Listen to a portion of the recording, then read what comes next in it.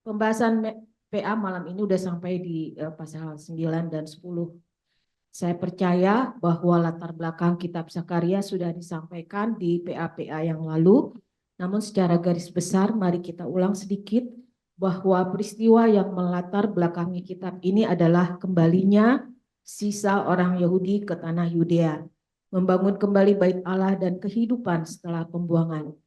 Keadaan umat Tuhan pada masa ini masih berada di masa yang berat, baik secara politik karena masih di bawah kekuasaan Persia, kemudian juga secara ekonomi dan sosial juga berat karena memulai satu kehidupan yang baru setelah dari pembuangan. Namun mereka mengalami bahwa di dalam proses mereka kembali, Tuhan menyertai, dan juga di ayat ini, di dalam pasal ini kita akan melihat bahwa Tuhan memberikan janji pemulihan.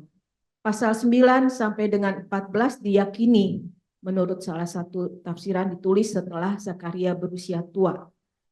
Jadi setelah bait Allah selesai dibangun, diperkirakan itu pada tahun 480 sampai 470 sebelum Masehi. Pasal 9 sampai 14 ini berisi kumpulan nubuat akhir zaman tentang janji keselamatan Mesias yang menyatakan bahwa Mesias gembala yang akan datang akan mengerjakan keselamatan ini. Pasal-pasal ini ditulis untuk memberi dorongan semangat kepada umat yang kembali. Sekalipun mereka masih berada dalam kesulitan, namun mereka diberkati dengan kekuatan karena pengharapan akan kedatangan Mesias. Sebagai Raja yang adil, Raja yang rendah hati, dan membawa damai. Pasal 9 dan 10 secara khusus yang akan kita bahas pada malam hari ini berisi tentang nubuatan kedatangan Mesias dan janji pemulihannya. Kita akan melanjutkan dari ayat 11, pasal 9 ayat 11. Akan masuk dalam pembahasannya. Saya langsung kepada pembahasannya, tidak mengulang ayatnya lagi. Ayat 11 menegaskan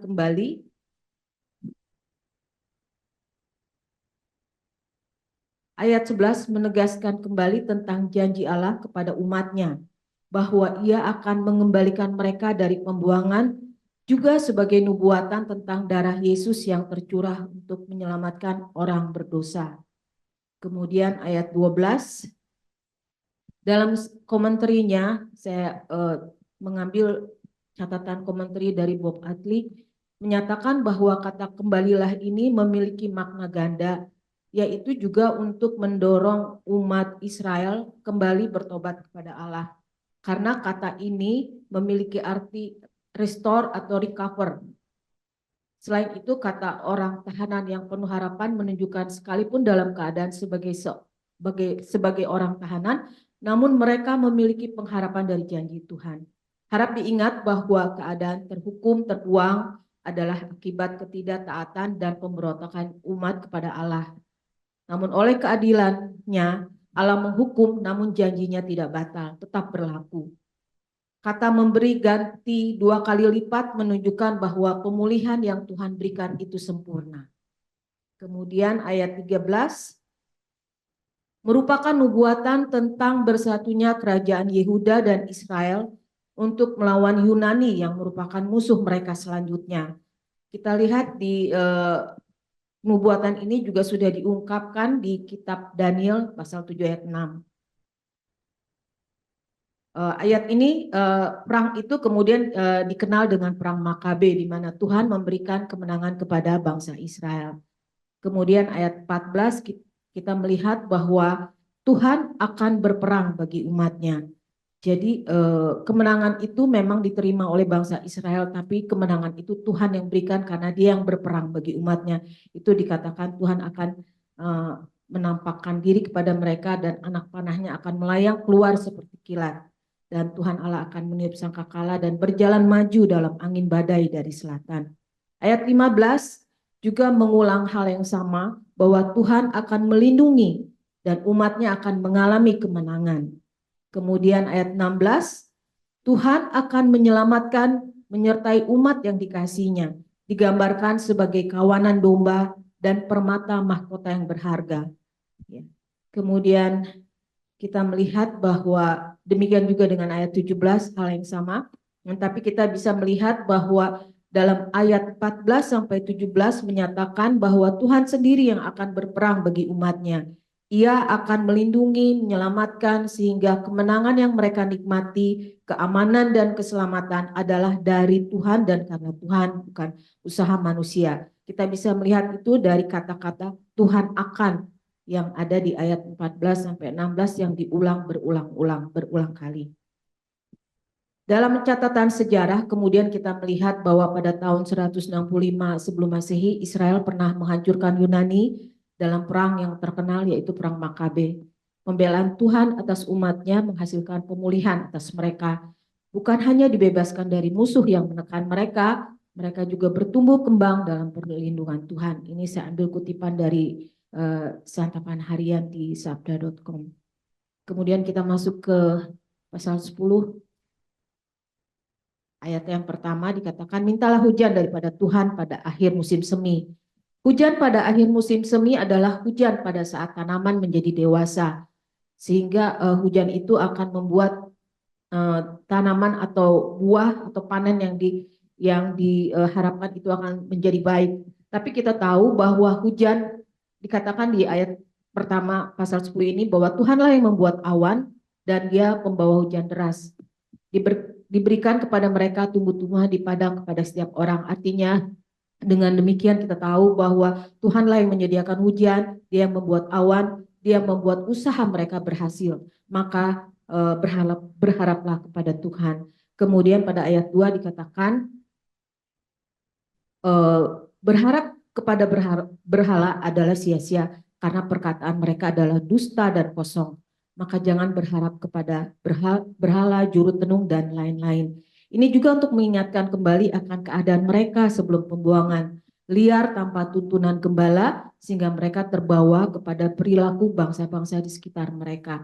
Sehingga ini menjadi satu hal yang sangat berkaitan dengan ayat pertama, karena dikatakan bahwa Allah lah yang memberikan hujan dan Allah juga yang membuat awan, Allah yang memberikan mereka berhasil. Maka janganlah berharap kepada berhala ataupun kepada hal yang sia-sia seperti kepada tadi dikatakan pada terafim, juru tenung, dan juga mimpi-mimpi yang hampa. Kemudian kita masuk ke ayat 3. Dikatakan di situ bahwa terhadap para gembala akan bangkit murka Tuhan. Terhadap kepala kawanan kambing aku akan mengadakan pembalasan. Sebab Tuhan semesta alam memperhatikan kawanan ternaknya, ya ini kaum Yehuda yang membuat mereka seperti kuda keagungan dalam pertempuran. Adalah tanggung jawab para gembala untuk memperhatikan keadaan ternak yang ada pada mereka. Maka membiarkan umat menderita dan berkeliaran seperti yang digambarkan di ayat 2, membuat Tuhan marah kepada para pemimpin yang digambarkan sebagai para gembala dan kepala kawanan kambing. Kemudian ayat 4 dikatakan, daripada mereka akan muncul batu penjuru, daripada mereka akan muncul patok kemah, dan daripada mereka akan muncul busur perang. Daripada mereka akan keluar semua penguasa bersama-sama. Batu penjuru menunjuk kepada Kristus, sementara patok kemah dan busur perang dan semua penguasa menunjuk kepada kekuatan pemerintah dan bangsa yang akan datang.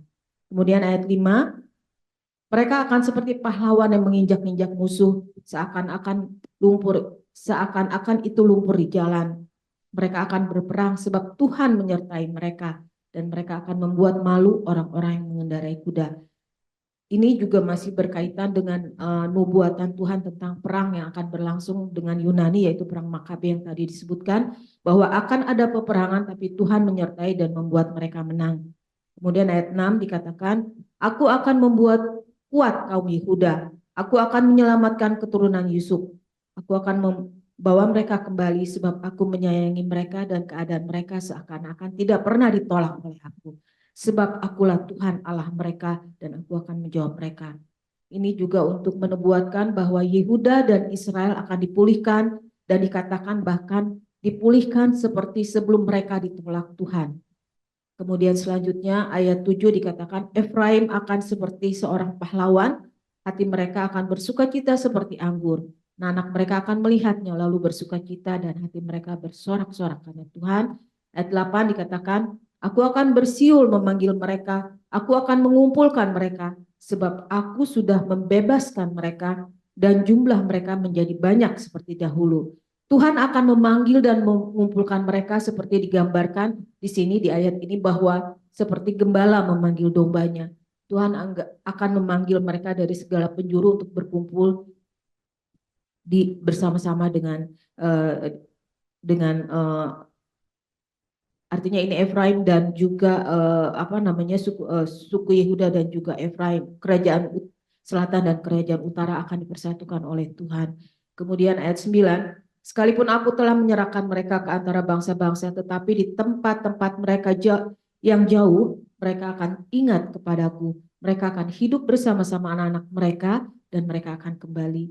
Kita akan melihat di sini Tuhan menyerahkan mereka ke antara bangsa-bangsa adalah sebuah tindakan hukuman, pembuangan yang Tuhan berikan baik ke Asyur ataupun ke Babel. Itu juga merupakan satu penghukuman yang diberikan kepada kedua kerajaan yang terpecah ini. Tapi itu sebuah tindakan untuk mendisiplinkan mereka yang akhirnya membawa kepada pertobatan. Ayat ini mengatakan bahwa dari tempat yang jauh mereka akan ingat kepadaku dan mereka akan hidup bersama anak-anak mereka dan mereka akan kembali.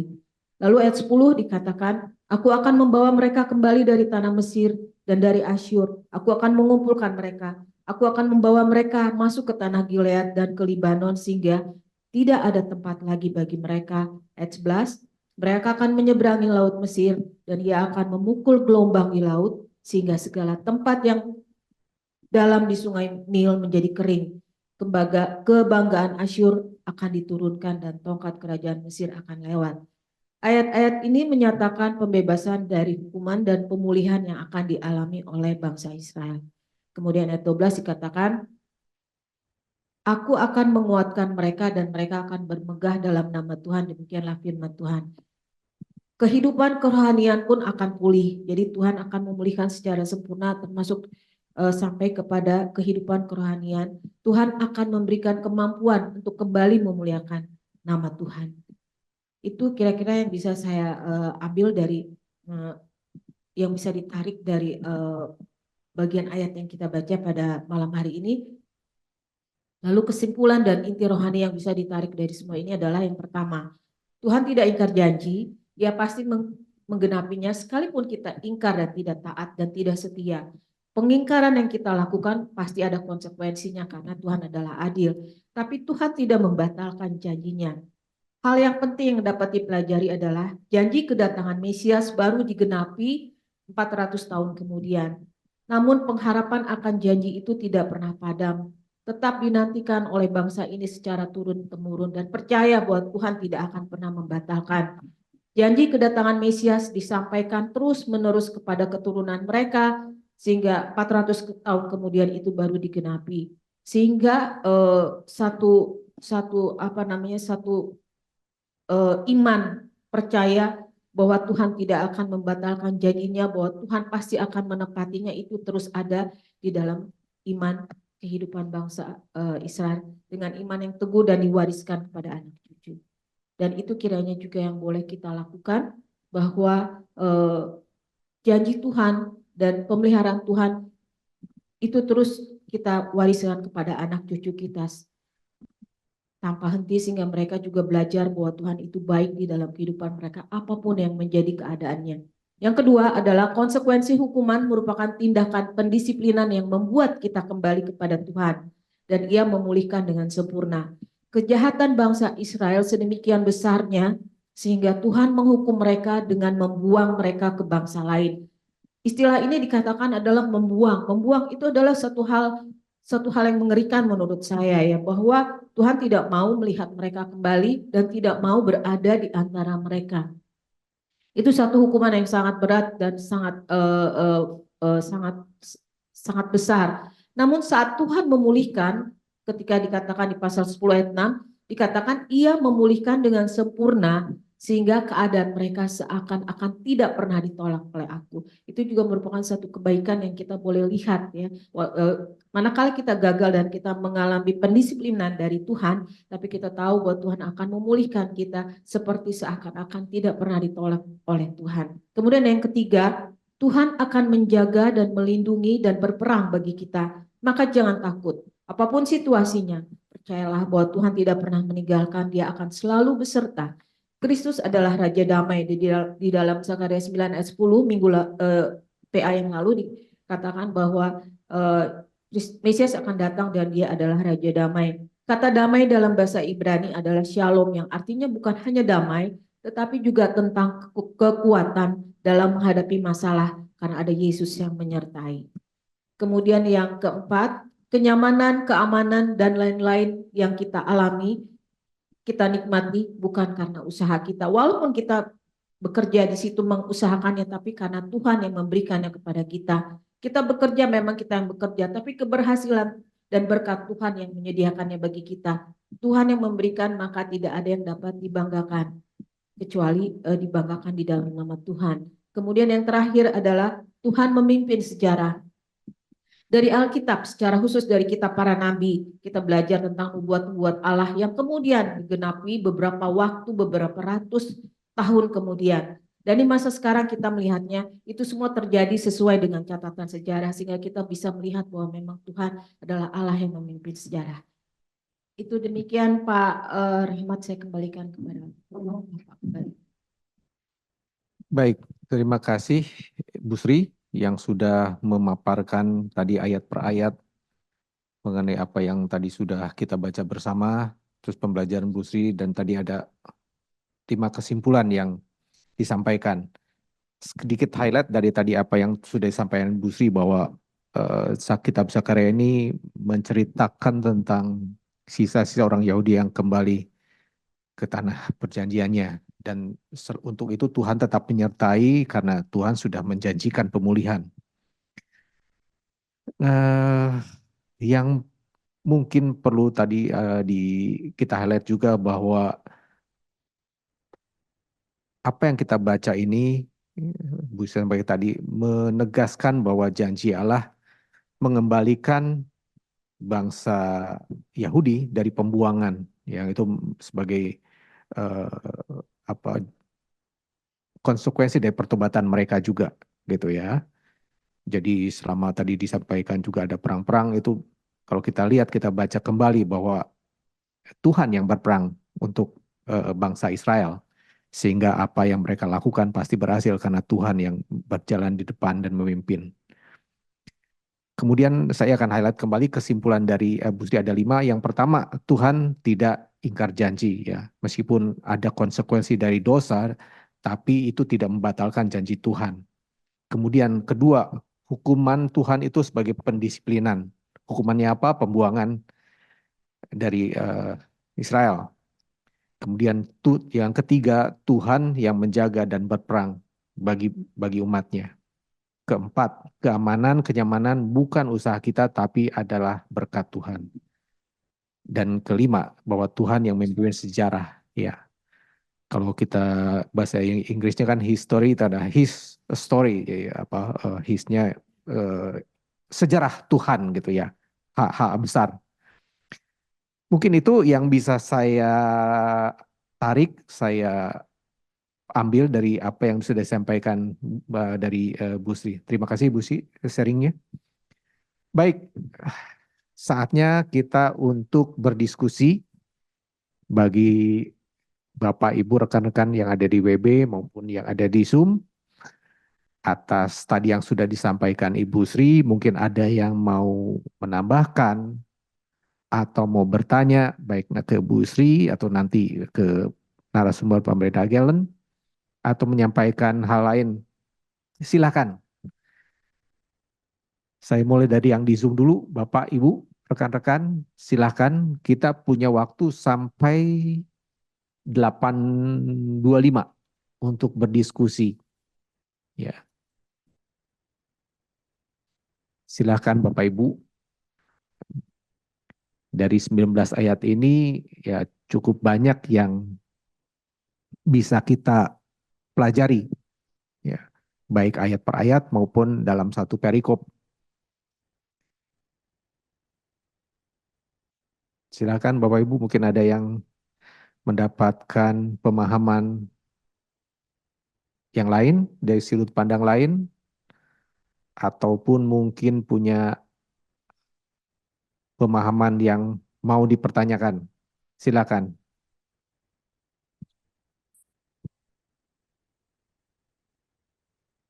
Ini di Paucok baru join, Paucok?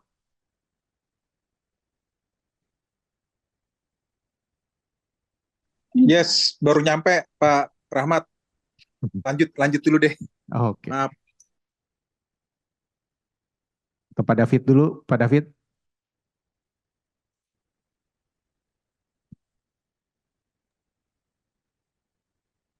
Ya, saya mungkin sebenarnya lebih ke pertanyaan sih mungkin nanti ke teman-teman atau ke Pak Gelen ya. Eh, ini mungkin sih nggak terlalu apa ya eh, terkait dengan materi di malam hari ini, tapi ada sesuatu yang mungkin jadi pertanyaan buat saya adalah kalau di Perjanjian Lama itu kan biasa kalau kita bangsa Israel bikin dosa itu kan pasti ada hukuman ya. Tapi di sisi lain di dalam kitab Ayub misalnya kita melihat bahwa di dalam apa narasi Ayub itu kalau kita lihat dia nggak bikin dosa gitu loh, tapi dihukum Tuhan.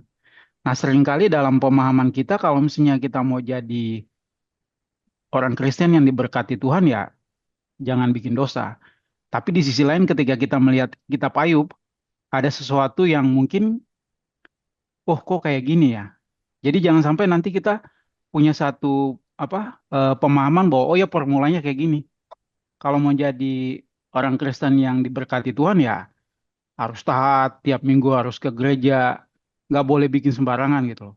Tapi di sisi lain kadang, oh ya kok orang berbuat baik tapi seperti Ayub, tapi kok ya kayak dihukum Tuhan gitu loh. Nah ini sih yang mungkin sesuatu yang mungkin bisa jadi pencerahan sehingga kita nggak terjebak sebagai seorang Kristen bahwa, oh ya kayak gini sih, jadi formulanya kayak gini. Nah itu sih mungkin, saya mungkin jadi bahan diskusi kita juga ya, kalau kita baca di dalam apa kita perjanjian lama maupun perjanjian baru. Ya, terima kasih Pak Rahmat itu yang mungkin bisa saya tanyakan sih. Baik, terima kasih Pak David. Itu ada satu pertanyaan yang bisa menjadi bahan kita diskusi atau ada dari rekan-rekan lain yang mau menambahkan atas pembacaan kita. Silakan. Saya barangkali saya mau sharing aja sama David. Ya, silakan Bu. Karena Lumonga. saya dulu berpikiran seperti itu. Sebelum saya mendalami Alkitab, saya udah pernah cerita barangkali kalau hidup saya cuma untuk karier, untuk pekerjaan saya. Suatu saat saya mendapat hukuman dari Tuhan. Nggak tahu kenapa, padahal rasanya saya kok nggak punya salah. Tuhan kenapa sih? Apa salah saya kok saya dihukum seperti ini? Saya begitu. Tapi justru itu yang membuat saya mau tahu sebetulnya apa sih kok Tuhan seperti ini. Dan itu yang mendorong saya mendalami Alkitab. Kemudian belajar suatu tempat, belum puas, saya ke Salemba diberitahu sama Pak Saud, saya masuk ABC, mendalami Alkitab, dan saya mulai mengerti. Oh, rupanya cara Tuhan untuk providensia ya barangkali ya, untuk memproses anaknya itu, caranya itu macam-macam. Karena saya sudah mungkin lama hanya memikirkan diri sendiri, hanya memikirkan karier sendiri, ini waktunya saya harus mulai mendekatkan diri kepadanya. Jadi itu dari situ saya belajar, sebetulnya itu bukan hukuman. Saya harus terima kasih mendapat hal itu karena itu membuat saya mendekatkan diri kepada Tuhan. Barangkali itu yang bisa saya share sama Pak David. Saya dulu dan seperti itu. Barangkali saya nggak usah ceritakan hukuman yang saya terima, tapi saya lama itu kerja, saya nangis dan selalu protes. Kenapa Tuhan? Apa sih salah saya? Saya nggak bikin apa-apa. Terus lama sampai akhirnya saya mulai mendalami Alkitab. Jadi memang providensi cara Tuhan memproses kita itu lain-lain. Dan itu salah satunya ya begitu. Itu sebenarnya bukan hukuman. Itu justru anugerah. Sekarang saya bisa ngerti, oh itu anugerah Tuhan saya. Dan saya berterima kasih. Itu aja barangkali Pak Rahmat. Oke, terima kasih Bu Lomongga atas sharingnya, pengalamannya itu menarik, memberikan satu hal yang patut kita renungkan dan menjadi pegangan juga. Baik, Bapak Ibu, ada yang mau menanggapi lagi? Oh, Pak Heri, silakan Pak Heri. Ya, terima kasih Pak Rahmat. Bapak Ibu, sebelum saya ada sedikit frase yang saya ingin yang sudah saya dalami, saya mau bagikan sama kita di Zakaria pasal 9 ayat 11 ya. Tapi sebelum situ saya mau nimbrung juga sedikit yang tadi Ibu Lumungga sampaikan dengan menjawab pertanyaan Pak David tadi. Saya mau nambahkan sedikit saja bahwa kasus Ayub itu memang awalnya tidak ditunjukkan dia berdosa atau dia dihukum oleh Tuhan tadi ya, ada pernyataan dia dihukum oleh Tuhan. Tetapi tidak, kalau kita lihat dia memang Tuhan izinkan dicobai oleh iblis. Tetapi di dalam proses kemudian setelah mengalami banyak sekali pencobaan, penderitaan, anak-anaknya yang hilang, hartanya dan sebagainya. Kemudian kita dapat sebuah kesimpulan, Ayub akhirnya juga menyadari ada kesalahannya, dosanya, dan Tuhan akhirnya memulihkannya. Nah, yang ingin saya highlight adalah seperti tadi Ibu Lomongga juga bilang, oh saya enggak ada salah apa kok, begini, gini. Nah, setelah kita melalui sebuah proses oleh Tuhan, akhirnya seperti Ayub, akhirnya kita menyadari. Saya mempunyai pengalaman dan menyimpulkan bahwa sesungguhnya betul yang apa Alkitab katakan, Tuhan itu sangat-sangat detail sekali. Tuhan itu tidak mau kita meleset sedikit pun, seperti arti dosa itu.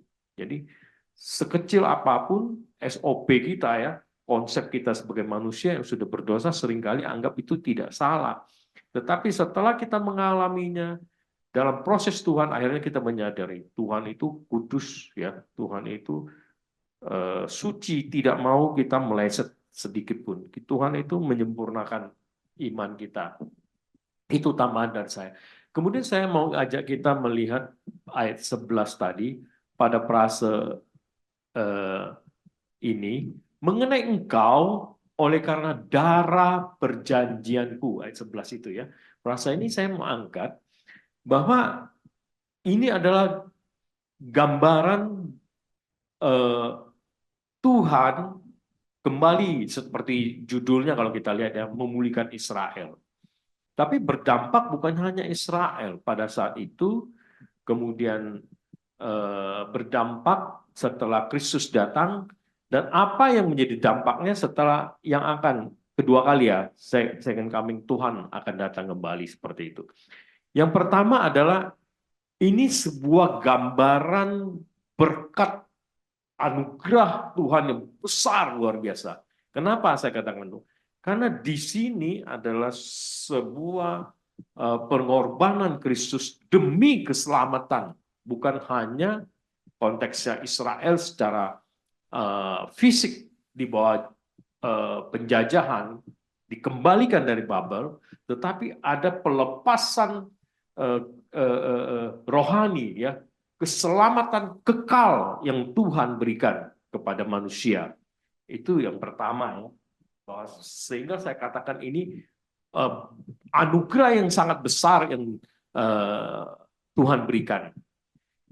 Karena ini menyangkut darah perjanjianku, frase ini bunyinya begitu, kita ingat bahwa Tuhan sudah mengikat konvenan, perjanjian dengan Abraham pertama sekali, ya, melalui melalui sebuah proses peringatan, melalui penyunatan anak-anak Israel. Ya, itu pertumpahan darah itu ada di situ ya. Dikitan, dipotong kulit itunya, sehingga itu menumpahkan darah. Ini melambangkan perjanjian. Tuhan loh yang berinisiatif. Tuhan loh yang mengangkat perjanjian dengan Abraham. Nah, ini bukan manusia, ini sebuah, sehingga menyangkut tadi kembali lagi, ini anugerah yang besar yang Tuhan berikan, ya. Karena manusia sudah berdosa, tidak mungkin manusia itu berinisiatif mencari Tuhan dan menemukan Tuhan, kecuali Tuhan sendiri. Nah, kalau saya dulu pernah juga mengupas ini, bahwa kita sebagai manusia, kalau membuat sebuah perjanjian, itu adalah duduk sama rendah dan berdiri sama tinggi. Kalau di dalam organisasi pun harus selevel, ya. Penerimaan dan pemberian harus sama, ada keadilan di situ. Tetapi kita coba bayangkan di sini, Tuhan yang adalah Maha Agung, Maha Besar, yang suci, yang kudus itu mau merendahkan diri serendah orang berdosa, mengangkat perjanjian dengan kita. Ini sesuatu yang sangat mengharukan. Ini sesuatu yang luar biasa, kan? Anugerah Tuhan yang luar biasa kepada kita orang yang sudah diselamatkan. Nah, kembali lagi soal perjanjian yang Tuhan angkat dengan Abraham itu diulangi. Kalau kita lihat referensi ayat ini ya, kalau kita baca kita klik X itu, kita melihat ada keluaran di Keluaran 24 ayat 8. Ini saya bacakan ya. Ini peristiwa Musa. Demikian firman Tuhan. Kemudian Musa mengambil darah itu dan menyiramkannya pada bangsa itu serta berkata, inilah darah perjanjian yang diadakan Tuhan dengan kamu berdasarkan firman ini. Jadi kalau kita baca keseluruhan Keluaran 24 ini adalah peristiwa Tuhan memanggil Musa dan Harun untuk ke Sinai, dan Tuhan mengingatkan kembali, merekonsiliasi kembali perjanjian yang Tuhan pernah lakukan kepada Abraham ketika mereka keluar dari Mesir ini. Ya, jadi sekali lagi itu adalah korban keselamatan, lembu, sapi yang sudah dipotong, sebagian diambil Musa untuk disiramkan kepada bangsa. Ini melambangkan sesungguhnya apa nanti yang Yesus Kristus katakan ketika dia datang sebagai Tuhan dan Allah, mati di atas kayu salib. Ini bayang-bayang sekarang menjadi kenyataan ketika Tuhan datang. Nah, kita baca Tuhan Yesus sendiri mengatakan ini dalam Matius 26 ayat 28. Saya bacakan ya. Sebab inilah darahku, darah perjanjian. Sekali lagi ya, darahku, darah perjanjian yang ditumpahkan bagi banyak orang untuk pengampunan dosa. Nah, ini Tuhan sudah genapi dan kita menjadi yang dicangkukkan di pohon zaitun itu seringkali dipakai situ ya.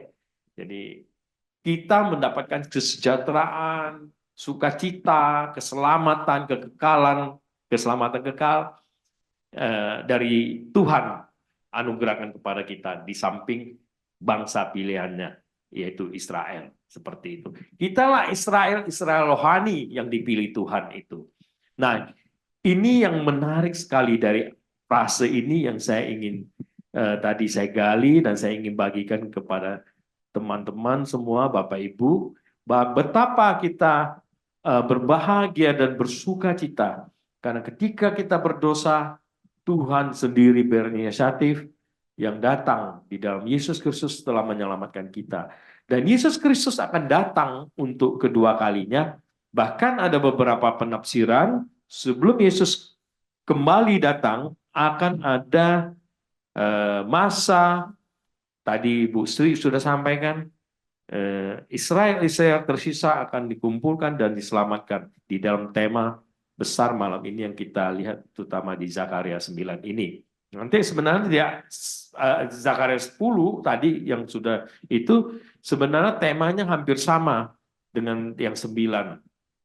Soal bagaimana Tuhan menyelamatkan kita, melepaskan kita dari dosa kita. Kalau kita baca ayat 11 tadi itu ya, dikatakan betapa sebenarnya ini sebuah kiasan. Orang-orang tahananmu dari lubang yang tidak berair. Ya, artinya ada penderitaan manusia yang berdosa begitu dalam, dahaga yang begitu besar, yang merindukan penyelamanan Tuhan tapi tidak bisa memperoleh itu, ya. Kecuali Tuhan sendiri yang tadi yang mengulurkan tangan, menarik kita dari lubang yang kering itu, yang begitu menjerumus kita ke dalaman dosa kita, diselamatkan oleh Tuhan. Nah, di pasal 9 ini ayat 11 sampai 17, kalau kita pelajarin lebih dalam lagi, selain tadi yang saya sampaikan perasa yang penting itu, ada 3 hal penting yang saya lihat di sini, ya. Bahwa Yehuda dalam tawanan di Babel tidak berdaya, ya. Itu konteks yang secara fisiknya. Tuhan menghibur dengan mengingatkan janjinya, ya tadi yang saya sudah baca, ya di Keluaran 24 ayat 8, yang menjadi harapan bagi Yehuda. Tuhan akan melepaskan mereka dan memulihkan Yehuda. Yang kedua, Yunani akan menjadi alat di tangan Tuhan mengalahkan musuh-musuh Yehuda. Nubuat ini sudah digenapi karena mereka sudah balik, dikembalikan ke Yerusalem ya dari Babel itu. Nah, ini kalau kita baca di dalam referensi di Sabda ya, Bapak Ibu bisa temukan di situ bahwa ini sudah terjadi pada tahun 480 sekian ya. Apa itu namanya? Ketika Yunani mengalahkan Hasiweros ya, seperti itu. Nah, poin yang ketiga boleh didapatkan di pasal inilah Tuhan akan menyelamatkan Yehuda pada hari itu. Pada hari kapan? Kedatangan Yesus Kristus yang akan datang. Tuhan menjadi gembala dan Yehuda menjadi kawanan domba umatnya. Jadi bukan dalam konteks ini bangsa, nation, umat Israel, tetapi kita juga yang adalah Israel rohani, kita bersyukur kita diselamatkan oleh Tuhan dan kita tetap boleh tidak berhenti di sana, tetapi bersyukur mengerjakan pekerjaan Tuhan karena Tuhan akan kembali dan kita harus, bukan harus ya, tetapi merupakan sebuah sukacita sebenarnya kalau menurut saya. Kita boleh menjadi alat di tangan Tuhan, memberitakan firman Tuhan, menceritakan, bersaksi tentang kebesaran Tuhan, kasih Tuhan yang pernah kita alami ya. Itu pembelajaran yang saya boleh dapatkan Bapak Ibu. Sekian, terima kasih Pak Rahmat. Baik, terima kasih Pak Heri. Rekan-rekan ada yang menanggapi, saya mau resume tadi apa yang sudah disampaikan dari Pak David Bulumongga dan Pak Heri. Tadi Pak David sampaikan ya pertanyaan lah mengenai bangsa Israel dan Ayub. Bangsa Israel berdosa ada hukuman. Ya kita tahu bahwa dari sepanjang di Alkitab Allah menghukum karena Israel berdosa. Meskipun kalau kita baca berulang kali Israel tidak merasa melakukan kesalahan karena dia terus berbuat dosa meskipun sudah dihukum. Di lain pihak Ayub tidak berbuat dosa. Tadi pertanyaan Pak David kenapa dihukum Tuhan. Tadi Bulumongga sudah sampaikan, Pak Heri sampaikan bahwa itu bukan hukuman tapi diizinkan Tuhan untuk dicobai gitu ya. Nah, bagaimana relevansi dengan kita sebagai umat Kristen ya? Kalau kita menganggap diri kita tidak pernah berbuat dosa atau tidak berbuat dosa, hidup taat, tapi mengalami penghukuman yang kita rasakan sebagai penghukuman. Menarik yang tadi Bulumongga sampaikan, bahwa pengalaman Bulumongga merasa hidup benar, tapi masih dihukum Tuhan. Normal orang kalau merasa tidak salah, terus dihukum, kita akan marah. Ya. Marah, terus protes, dan melakukan perlawanan. Itu normal, kita baik di dunia sekuler pun begitu umumnya. Tapi menarik yang tadi, apa yang Bulumongga lakukan bukan merasa benar, melakukan perlawanan, tapi justru mengendalami Alkitab, ya, mengambil jalan yang berbeda, bukan jalan mainstream, mendalami Alkitab, mendekatkan diri, dan akhirnya mendapatkan, ya, dalam tanda kutip pencerahan bahwa itu merupakan providensia dari Allah sendiri, bahwa itu bukan hukuman, tapi cara Tuhan mau menarik kita lebih mendekat kepadanya. Ya, Pak Heri juga sampaikan yang sama, bahwa Ayub tidak hukum tapi diizinkan. Kemudian tadi Pak Heri sampaikan juga yang bagi saya menarik, bahwa di ayat 11 ya, di pasal 9, bahwa Tuhan membuat perjanjian dengan umatnya. Itu betul, bahwa perjanjian itu antara dua pihak, minimal dua pihak atau lebih, itu dalam taraf yang setara. Tidak ada yang lebih tinggi. Jadi kalau kita buat perjanjian apapun itu dua pihak yang sama, setara. Mengingatkan diri dalam satu perjanjian. Di pihak ini bahwa Tuhan semesta alam mau mengingatkan diri dalam suatu perjanjian yang merupakan inisiatifnya sendiri untuk mengadakan perjanjian dengan umatnya yang berdosa. Yang sebenarnya itu tidak perlu dilakukan. Tidak ada kewajiban Tuhan untuk membuat suatu perjanjian. Tapi itu justru Tuhan lakukan. Ya buat siapa? Buat kita semua. Itu yang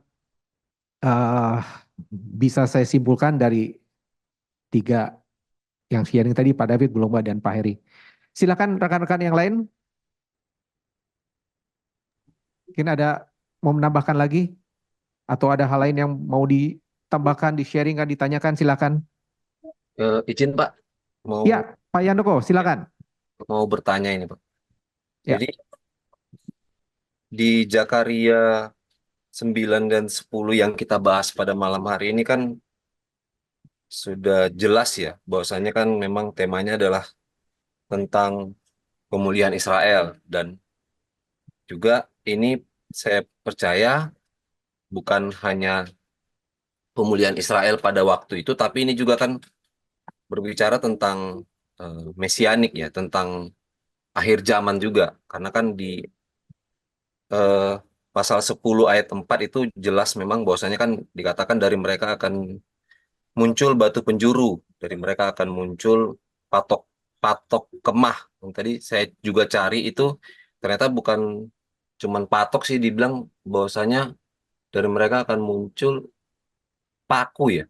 Bahasanya kalau tadi terjemahan bahasa eh, Inggris Amerika itu dia disebutkan from from him the nail, from him the battle bow. Jadi paku, dan itu katanya itu eh, mirip dengan nubuatan Nabi Yesaya di Yesaya 23, bahwasanya yang aku akan menancapkan dia bagaikan paku yang ditancapkan pada tempat yang pasti, dan dia akan menjadi tahta kemuliaan bagi isi rumah Bapaknya, dan itu jelas menuju kepada Kristus yang akan datang. Dan berarti kan ini juga menuju ke tentang nubuatan di masa akan datang tentang Mesias dan juga tentang Israel. Berarti kalau di sini kan paling panjang lebar kan dijelaskan tentang Israel. Bahwasanya Israel itu nanti akan berperang dan dia akan menang dan dia akan dibebaskan.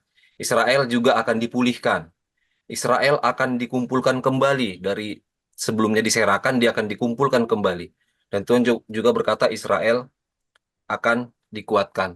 Nah, yang ingin saya tanyakan di sini, eh, kita juga diajarkan ya, kita juga tahu bahwasanya eh, Israel itu bukan bukan hanya Israel yang sebagai bangsa sekarang gitu. Bahwasanya Israel itu kan kita adalah Israel baru, Yerusalem baru. Kita kita umat Tuhan, berarti kita juga termasuk dalam Israel. Cuman maksud saya yang dijelaskan di ayat ini, kalau saya mendengar tadi kita baca, ini benar-benar sangat spesifik berbicara tentang negara Israel. Kalau saya baca, kita baca tadi, saya baca saya bersimpulan ini benar-benar tentang Israel itu sebagai sebuah negara yang memang ada saat ini gitu loh. Apalagi di ayat 8 itu kan jelas. Aku akan membuat kaum Yehuda kuat, aku akan menyelamatkan keturunan Yusuf. Keturunan Yusuf udah jelas Israel. Aku akan memulihkan mereka dan aku akan menyayangi mereka. Mereka akan menjadi seakan-akan tidak pernah kutolak. Dan yang jelas yang sudah pernah Tuhan tolak itu juga adalah Israel yang betul-betul negara Israel. Maksud saya, apakah memang nantinya Israel yang negara yang kita tahu sekarang ini mereka akan seperti yang dinubuatkan di sini. Kan kita tahu juga sekarang kan Israel juga sudah mulai sering-sering berperang ini ya. Sering-sering berperang dan dulu pernah Israel perang dan menang. Ini sekarang sudah mulai berperang lagi dengan sini dengan Hizbullah yang terakhir. Jadi maksud saya, apakah memang Israel yang negara yang sekarang ini yang ada sekarang di Timur Tengah itu itulah yang dimaksudkan di sini. Maksud saya seperti itu. Kalau kalau kita dipulihkan, ya pasti. Tapi maksud saya, apakah negara Israel yang sekarang ini itu nanti akan menggenapi nubuatan yang ada di sini? Mungkin itu Pak yang jadi pertanyaan saya. Terima kasih. Baik, terima kasih Pak Yandoko. Clear apa yang disampaikan dan dipertanyakan dari Pak Yandoko. Silakan, mungkin ada rekan-rekan yang mau menanggapi pertanyaan tadi atau maupun tentang apa pembacaan kita. Silakan, kita masih punya waktu 20 menit untuk berdiskusi. Baik yang menyampaikan pertanyaan, menanggapi pertanyaan Pak Yandoko ataupun tentang pembacaan kita tadi. Halo Silakan. Pak, selamat malam Pak. Malam, siapa nih? Pak, saya izin bertanya. Maaf, dengan Tadi yang siapa? masalah Ayub ya, Ayub yang dibilang tidak berdosa ya, tapi dia dapat pencobaan dari Tuhan. Di Yohanes itu ketika Yesus memulihkan orang buta kan, Guru, ini dosa siapakah? Itu kan pertanyaannya kan. Terus Tuhan menjawab, ini bukan dosa siapa-siapa, tapi karena biar kemuliaan Allah ditinggikan. Nah, tapi saya mengacu ke Keluaran 34 ayat 6, Pak. Keluaran 34 ayat 6 itu tertulis, berjalanlah Tuhan lewat dari depannya dan berseru, Tuhan, Tuhan Allah penyayang dan pengasih, panjang sabar berlimpah kasihnya dan setia. Di ayat 7-nya, yang meneguhkan kasih setianya kepada beribu-ribu orang yang mengampuni kesalahannya, pelanggaran dan dosa. Tetapi tidaklah sekali-sekali membebaskan orang yang bersalah dari hukuman, yang membalaskan kesalahan bapa kepada anak-anaknya dan cucunya, kepada keturunannya yang ketiga dan keempat. Jadi pertanyaan saya di sini, menurut Bapak, masih adakah dosa turunan itu, Pak?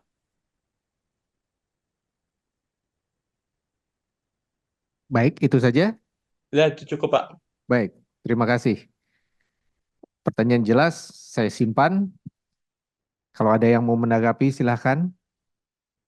Ada 2 pertanyaan dari Pak Yandoko dan Pak Samusil tadi katanya. Silakan. Ada rekan lain yang mau menanggapi ini atau mau menambahkan pembelajaran dari pembacaan kita tadi. Silakan Bapak Ibu yang di Zoom.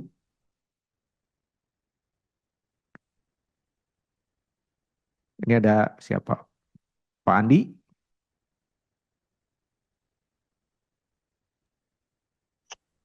Ya, lewat dulu Pak.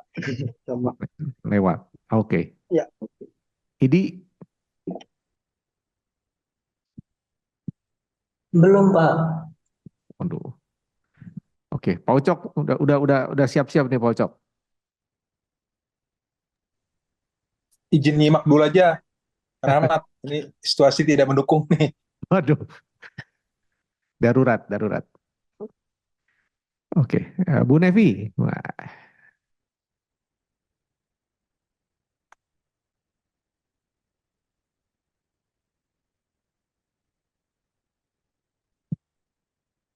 Bu Nevi ada?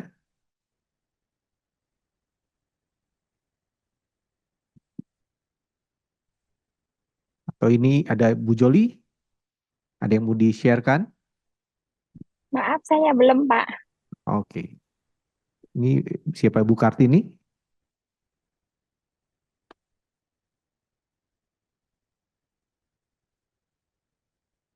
Belum. Yang di WB mungkin siapa? Pamela, Vera?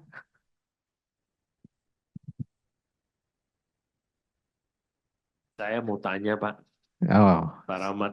iya, silakan Pak. Pertanyaan Pak Samosir tadi itu belum terlalu jelas saya. Dikutip Keluaran berapa tadi sama Yohanes berapa. Hubungannya apa dengan Ayub tadi gitu. Keluarannya tadi Keluaran 34 ayat 6 dan 7. 6 dan 7. Iya. Oke. Atau siapa Pak Samosir? Mau gimana? Iya benar, di Keluaran 34 ayat 6 dan 7. Karena kan kita hanya berfokus masalah Ayub itu dibilang benar kan, orang yang benar di hadapan Tuhan. Tapi kan di Keluaran ini juga tertulis mengacu kepada keturunannya. Murka Tuhan tuh sampai keturunan ketiga dan keempat. Kalau di Keluaran seperti itu tertulis. Jadi kita belum tahu nih secara spesifik Ayub itu tuh mungkin dia tidak berdosa, tetapi di atasnya eh, orang tuanya atau mungkin opungnya kalau orang Batak yang berdosa kan kita nggak tahu gitu loh. Makanya sedangkan di Yohanes itu mengacu bahwasanya dosa turunan itu tidak ada ketika dipertanyakan kenapa orang ini buta, dosa siapakah ini? Kan begitu dipertanyakan di Yohanes. Nah, di sini saya mau menekankan menurut Bapak apakah dosa turunan itu masih ada dan masih berlaku sampai saat ini gitu loh. Ya, gimana Pak? Jelas. Pertama sebelum ke sini saya tadi pertanyaan siapa sebelumnya? Pertanyaan soal Pak Yondoko ya. Perihal soal Israel sekarang apakah yang dimaksud itu masih firman Tuhan Israel ini masih sebagai suatu negara sekarang ya. Menurut saya itu persis itu masih berlaku secara nation maupun secara pribadi bangsa Israel itu sendiri. Cuman saya memang tidak bisa menjelaskan dengan detail panjang lebar, itu semua ditulis di Wahyu, Bapak. Ya, nanti saya pernah sih ikut pengupasan ini, pendalaman ini, tapi waktu itu udah lama sekali zaman saya masih kuliah. Jadi saya nggak bisa detail sekali lah bicarakan, tapi itu berlaku. Udah hampir 40 tahun yang lalu saya dapat itu. Ya, baik. Sekarang saya kembali ke Pak Samosir. Pak, perhatikan itu konteksnya satu sama lain itu berbeda. Itu harus kita lihat konteksnya. Di Yohanes itu bicara soal menanyakan dia kenapa buta atau lumpuh ya, itu konteksnya itu ya. Itu bukan karena dia dosa sehingga Tuhan kasih dia hukuman buta atau lumpuh itu. Itu konteksnya berbeda dengan yang Bapak kutip mengenai Keluaran 34. Keluaran 34 ini bicara konteksnya di luar itu berbeda ya. Kemudian Bapak juga menafsirkan bahwa dosa keturunan warisan itu maksudnya itu berbeda dengan yang selama ini konteks kita bicara soal warisan dosa dari Adam dan Hawa. Itu dua hal yang berbeda. Bapak mempunyai pemahaman warisan dosa dari opung, dari bapak. Bukan. Opung dulu bikin dosa kita nanggung. Bukan itu konteks di dalam Alkitab soal dosa warisan. Soal dosa warisan adalah manusia yang sudah Tuhan taruh di dalam Taman Eden, Adam dan Hawa tidak taat kepada perintah tuntutan Tuhan, jatuh ke dalam dosa karena lebih mendengarkan rayuan si iblis. Nah, karena itulah di dalam Roma dikatakan semua manusia, nah itu berlaku. Semua manusia telah kehilangan kemuliaan Allah. Tidak ada satupun benar di hadapan Tuhan. Baik pasal 3, pasal 6 di dalam Roma itu bicara soal itu. Jadi kita bisa lihat bahwa orang benar sudah putus hubungan dengan Allah. Dia tujuan hidupnya adalah di dalam pengembalaan di dunia ini akan hilang dengan demikiannya, hilang juga di dalam kekekalannya. Karena belum terhisap di dalam penebusan Kristus yang tadi kita sudah lihat perjanjian Tuhan dengan manusia melalui pertumpahan Kristus di atas darah Yesus di atas kayu salib. Ketika mereka mendapat anugerah itu dipulihkan, maka hubungan yang tadi yang terputus karena Adam dan Hawa dipulihkan Tuhan, sehingga orang yang mendapat anugerah keselamatan dari Tuhan memiliki kembali dipulihkan hubungan dengan Tuhan. Saya kira itu dulu yang saya bisa jelaskan garis besarnya. Pertanyaan Pak Samosir itu tadi agak berbeda ya dengan case by case itu. Yakub kasusnya di Perjanjian Baru dapat mujizat dari Tuhan Yesus, disembuhkan ya, ditahirkan. Kemudian dengan yang Keluaran 34. Nanti lebih detailnya narasumber kita, Pak. Berarti dosa turunan itu udah nggak ada lagi gitu, Pak. Karena di sini konteksnya dulu, Pak. Maksud Bapak dosa keturunan itu yang mana? Oh, ini jelas Pak, di Keluaran 34 itu menyatakan ketika orang bersalah, dia bakal dihukum dan hukumannya itu akan dibalaskan kepada anaknya dan cucunya, kepada keturunan ketiga dan keempat. Itu jelas tertulis di situ, Pak. Kalau kita bicara semuanya konteks, kan ini Tuhan yang bicara. Iya. Sekali lagi maksud dari Bapak itu dosa keturunan bahwa bapaknya berbuat dosa, terus anaknya menanggung, begitu? Simpelnya begini, Pak. Bapaknya... Pak, sebentar. Saya tanya dulu supaya kita satu frekuensi. Ya. Maksud yang Bapak tanyakan itu dosa keturunan bahwa bapaknya berdosa, anaknya harus menanggung, begitu Pak? Benar. Ada akibatnya, Pak. Oke, sebentar ya, saya jelasin. Nah, itu konteksnya kalau kita melihat kedegilan hati bangsa Israel, ya, yang turun-temurun berbuat dosa. Ya, bukan yang saya maksudkan tadi, dosa warisan dari Adam dan Hawa. Dua hal yang berbeda. Kalau dosa Adam dan Hawa ada dosa langsung ketidaktaatannya kepada Tuhan dan terpisah. Dia jatuh ke dalam dosa manusia. Nah, makanya Adam pertama dikatakan gagal. Yesus Kristus Adam kedua yang tidak jatuh ke dalam dosa ketika dia sebagai manusia 100% dicobai oleh iblis ketika dia mulai pelayanannya. Dia tidak gagal di situ. Ya, dia tidak berdosa. Nah, itu mengenai dosa warisan yang saya maksud. Tetapi yang maksud Bapak tadi, dosa keturunan itu berbeda dengan dosa warisan yang tadi saya jelaskan. Tetapi dalam konteks Keluaran 34, kalau kita baca, ini saya nggak detail banget ya, tetapi saya pernah baca ini, saya pernah memahami ini, tetapi ini bukan bicara dosa keturunan karena manusia sudah jatuh ke dalam dosa Adam dan Hawa. Tetapi ini bicara kedegilan bangsa Israel turun-temurun yang bersundal, yang menolak Tuhan, ya, yang tidak setia kepada Tuhan, ya, turun-temurun. Akan Tuhan balaskan itu kalau hidupnya tidak berubah seperti itu. Nah, kita kan baca, kalau kita baca keseluruhan Perjanjian Lama, ini bolak-balik seperti itu. Tentang ketidaksetiaan, termasuk hari ini yang kita sudah baca. Karena belas kasihan Tuhan, Tuhan akhirnya menganugerahkan, karena manusia tidak mungkin untuk bisa berubah dari itu. Tuhan menganugerahkan itu. Kita lihat lagi contohnya misalnya. Ketika bangsa Israel baru keluar dari Mesir, Tuhan ingatkan itu. Yang terkenal ya di Keluaran 6 itu ya. Sema. Ajarkan itu ulang berulang kepada yang bapaknya Tuhan sampaikan itu kepada anaknya, anaknya kepada cucunya. Nah, ini akibat daripada ketidaksetiaan yang sudah Tuhan sampaikan untuk sema, ajar ulang berulang. Baik kamu waktu tidur, baik waktu kamu bangun, baik waktu kamu di perjalanan, baik waktu kamu di rumah. Apabila itu dilakukan, maka Tuhan akan membalaskan dosamu turun-temurun.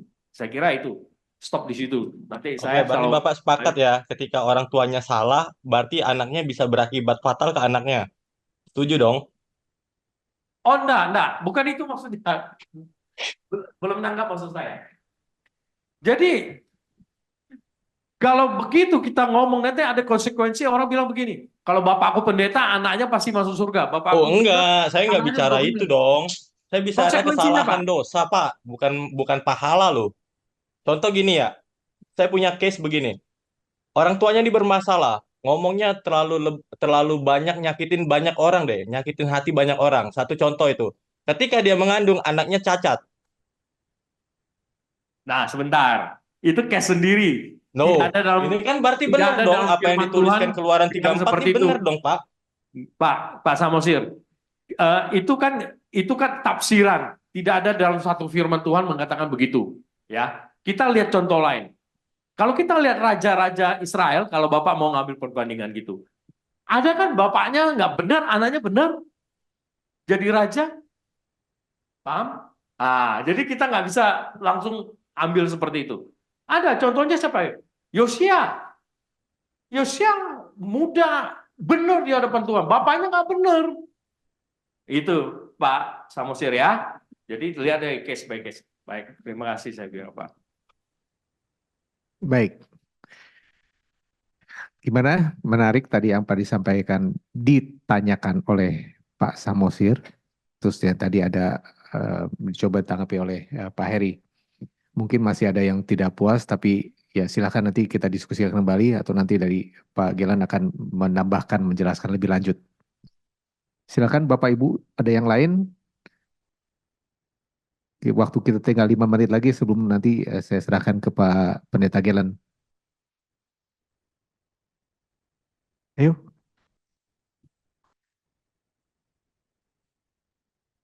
Ya, tadi sedikit saja menanggapi tadi yang pertanyaan Pak Yandoko bahwa memang kalau kita baca di Alkitab mengenai pemulihan Israel itu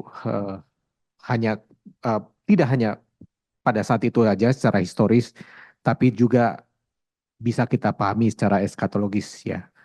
Tapi tadi pertanyaan yang nanti mungkin Pak Gilang akan jawab bahwa spesifik yang kita pelajari Zakaria ini apa itu spesifik tentang Israel sebagai bangsa dan negara gitu ya, yang nanti akan dijawab. Silakan Bapak Ibu. Oh, Bu Sri, silakan Bu Sri. Iya, baik. Saya hanya mencoba menanggapi apa yang dikatakan oleh Pak Samosir ya, sama apa yang disampaikan oleh Pak Heri. Ini saya ketemu ada satu ayat yang mengatakan dalam Ulangan 24 ayat 16 dikatakan, janganlah ayah dihukum mati karena anaknya, jangan juga anak dihukum mati karena ayahnya. Setiap orang harus dihukum mati karena dosanya sendiri. Ya, itu saja. Baik, terima kasih. Apa?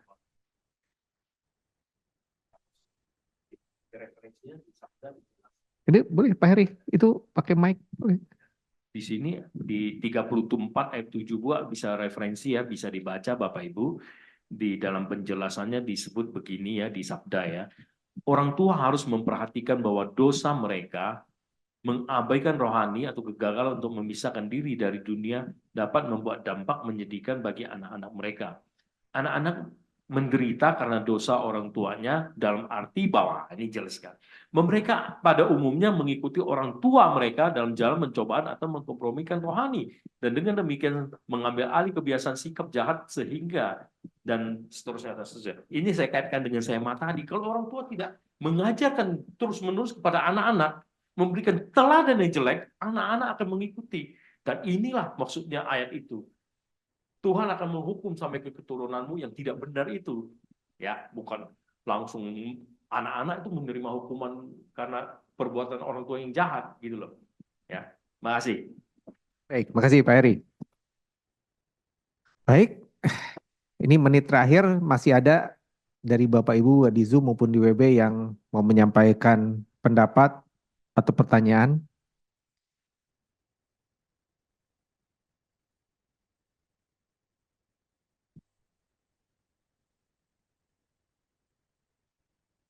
Tidak ada, saya serahkan ke Pak Pendeta Gilan.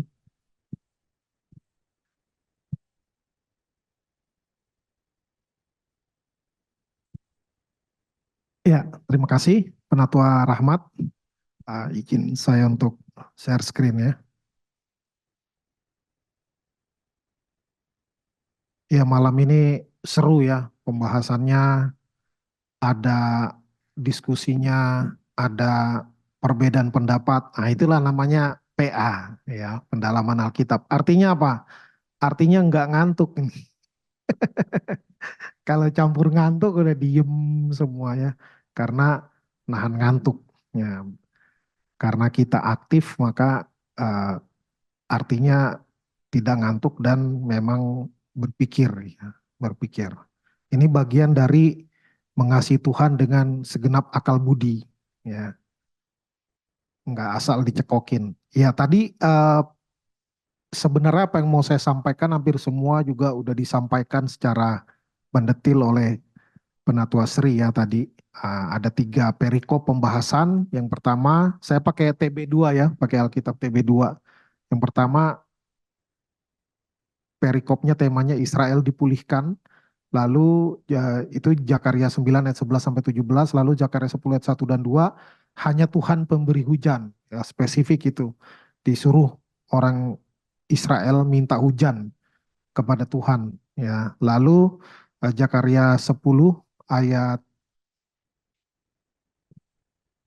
3 sampai 12 tentang pembebasan Israel dari kuasa-kuasa asing, yaitu spesifik perikopnya mengatakan demikian ya. Jadi gambaran umumnya tadi juga udah disinggung oleh Penatua Heri bagaimana di Zakaria 9 ayat 11 sampai 17 itu janji Tuhan atau Tuhan berjanji memulihkan umatnya. Nah ini tadi juga Pak Rahmat sudah meresumenya ya, membuat resumenya bagaimana ini adalah perjanjian yang tidak seimbang ya. Karena itu di dalam istilah perjanjian maka di dalam bahasa Inggris itu pakai kata covenant. Covenant ini bahasa teologi ya.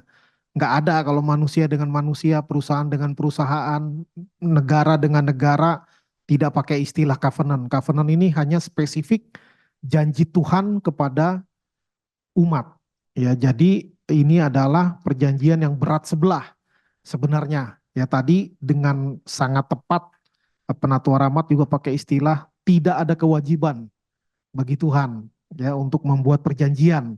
Tapi karena inisiatif maka Tuhan mau. Nah, maka kalau covenant ini tidak bergantung kepada performa ya. Kalau performa pasti banyak sekali syarat dan ketentuan berlaku.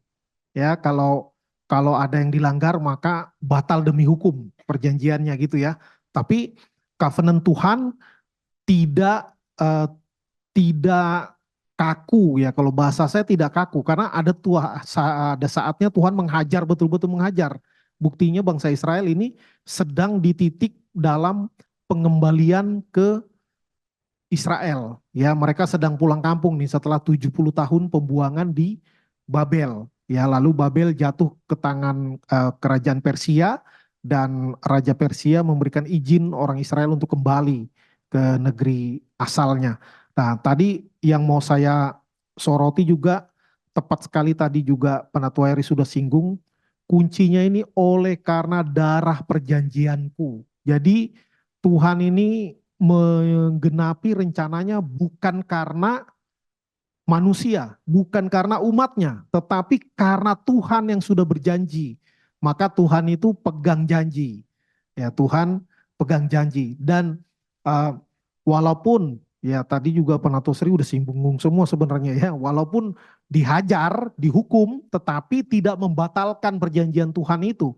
Ya, tentu ada umat yang binasa juga ya, tetapi tetap ada sebagian yang disebut di teologi juga dibilangnya itu remnant ya, sisa Israel. Ya, selalu ada kelompok kecil orang yang diselamatkan oleh Tuhan ya untuk menunjukkan Tuhan menepati janjinya. Dan ini kalau kita baca di tadi di bagian di bagian pasal 9 itu selalu pakai kata aku. Ini Tuhan sendiri yang ngomong. Aku akan membebaskan orang-orangmu menjadi tahanan dari lubang yang tidak berair. Ini pun pakai frase-frase, istilah-istilah yang menarik ya. Yang menarik. Lubang yang tidak berair. Itu mau menggambarkan apa kalau ada airnya tuh masih bisa seger buat cuci muka. Kalau airnya jernih bisa buat minum. Tetapi kalau udah lubang dalam nggak ada airnya, waduh betapa menderitanya itu. Ya ini tentu gambaran bagaimana umat Tuhan itu di dalam pembuangan di Babel. Lalu aku akan memberi ganti kepadamu 2 kali lipat. Ya ini bukan hanya di sini, di beberapa bagian lain pun ada istilah-istilah 2 kali lipat. 2 kali lipat. Jadi Tuhan bisa mengubahkan bukan hanya -1 ganti +1. Ini tapi bisa 2 kali lipat. Ya, bisa kesedihannya berlalu digantikan, bisa bukan hanya seimbang tetapi lebih lagi. Ya, ini bagaimana pemulihan Tuhan itu luar biasa. Ya, kemudian ini juga ada satu kontras yang menarik ya. Kalau di perikop sebelumnya di pasal 9 ayat 10 ini kan kesannya nggak ada lagi perang ya. Katanya ia akan memberitakan damai kepada bangsa-bangsa. Lalu dibilang kereta dilenyapkan, kuda juga, busur perang dilenyapkan. Artinya apa? Nggak ada perang lagi. Tapi 3 ayat berikutnya langsung berubah. Ya dikatakan aku melenturkan Yehuda sebagai busur dan mengisinya dengan Efraim. Jadi kayak Yehuda jadi busur, Efraim jadi anak panahnya. Ya lalu dikatakan anak-anakmu hai Sion. Sion ini juga nama lain dari Israel tentunya. Ya akan berperang melawan Yunani. Nah ini unik padahal mereka sedang di bawah Persia ini. Ya Yunani itu nanti ratus tahun kemudian ya yang makanya ini adalah nubuatan-nubuatan yang enggak mudah untuk dimengerti. Sekarang kita jauh lebih enak ngelihat karena kita ngelihat ke belakang. Ya kalau orang yang di zaman ini pasti enggak ngerti nih. Ya entah kapan penggenapan enggak tahu. Karena yang kita waktu belajar kitab Daniel kan udah dijelasin juga tuh sama hamba Tuhan bagaimana nubuatan itu ngelihat ke depan itu kayak kita ngelihat gunung itu dari jauh.